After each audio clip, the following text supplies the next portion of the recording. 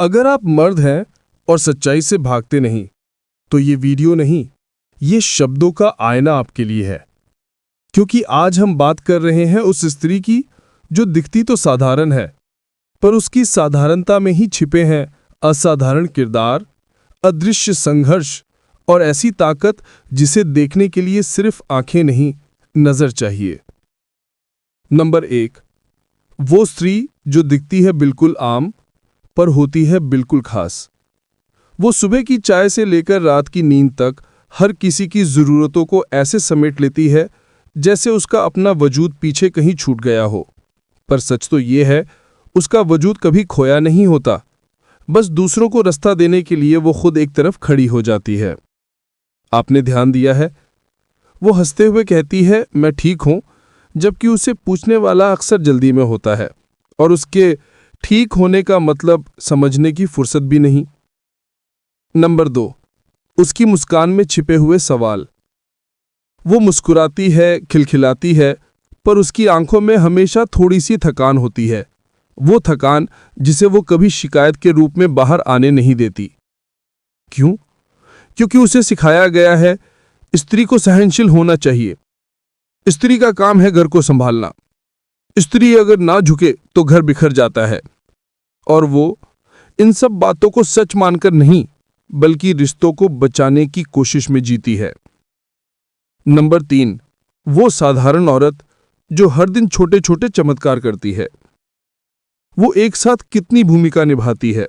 माँ जो हर दर्द समझ लेती है, पत्नी जो हर गलती पर पर्दे डाल देती है, बहू जो सबकी उम्मीदें ढोती है, बेटी जो अपने माता पिता की चिंता में ही बड़ी हो जाती है, सहकर्मी जो अपनी क्षमता साबित करने में दोगुना प्रयास करती है, इंसान जो अक्सर भूल जाती है कि वो भी इंसान है। और इन सब भूमिकाओं के बीच उसके अपने सपने, उसकी अपनी इच्छाएं धीरे धीरे उसकी डायरी के पन्नों में कहीं दबकर रह जाती हैं। नंबर 4, उसके संघर्ष दिखते नहीं, महसूस करने पड़ते हैं। वो कहती नहीं, पर आपको पता होना चाहिए। वो हर दिन लड़ती है समय से, समाज से, जिम्मेदारियों से और कभी-कभी खुद से भी। वो चाहती है कि उसे भी कोई कहे तुम भी थकती हो, थोड़ा आराम कर लो। वो चाहती है कि उसके फैसलों को भी उतनी ही गंभीरता से सुना जाए जितनी दूसरों की बातों को दी जाती है। वो चाहती है कि उसका योगदान सिर्फ काम के रूप में ना गिना जाए, बल्कि मूल्य के रूप में पहचाना जाए। नंबर 5, वो स्त्री जिसका सम्मान शब्दों से नहीं, समझ से होता है। हर पुरुष जो सच से नहीं भागता, वो वही है जो ये समझता है कि स्त्री को सम्मान देने के लिए मोटिवेशनल स्पीच की नहीं, बल्कि रोजमर्रा की आदतों की जरूरत है। उसके सपनों को सुनना, उसके समय का मान रखना, उसके निर्णयों को महत्व देना, उसके लिए जगह बनाना जैसे वो आपके लिए जगह बनाती है, उसकी छोटी सी कोशिशों को धन्यवाद कहना, और सबसे महत्वपूर्ण, उसे इंसान की तरह देखना, आदर्श की तरह नहीं। क्योंकि जब हम किसी इंसान को त्याग की मूर्ति बना देते हैं, तो अनजाने में हम उससे ये उम्मीद भी लगाने लगते हैं कि उसे हमेशा त्याग ही करना चाहिए। नंबर 6, वो स्त्री जिसे आपने देखा भी है और अनदेखा भी। वो आपकी माँ हो सकती है जो अपनी उम्र से आगे की जिम्मेदारियां ओढ़े चल रही है। वो आपकी पत्नी हो सकती है जो अपनी मुस्कान में आपकी परेशानियां भी समेट लेती है। वो आपकी बहन हो सकती है जो पहले आपकी शरारतें सहती थी और अब जीवन की सच्चाइयों को। वो आपकी बेटी हो सकती है जो आप पर विश्वास करती है कि आप उसे उड़ा देंगे, उस पिंजरे से भी और उन रूढ़ियों से भी।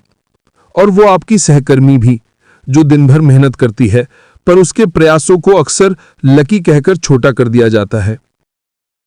नंबर 7, उसकी कहानी तब बदलती है जब पुरुष बदलता है।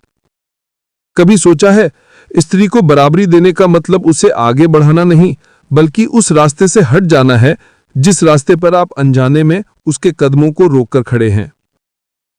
जब पुरुष पूछता है तुम क्या चाहती हो, तभी स्त्री जवाब देना शुरू करती है।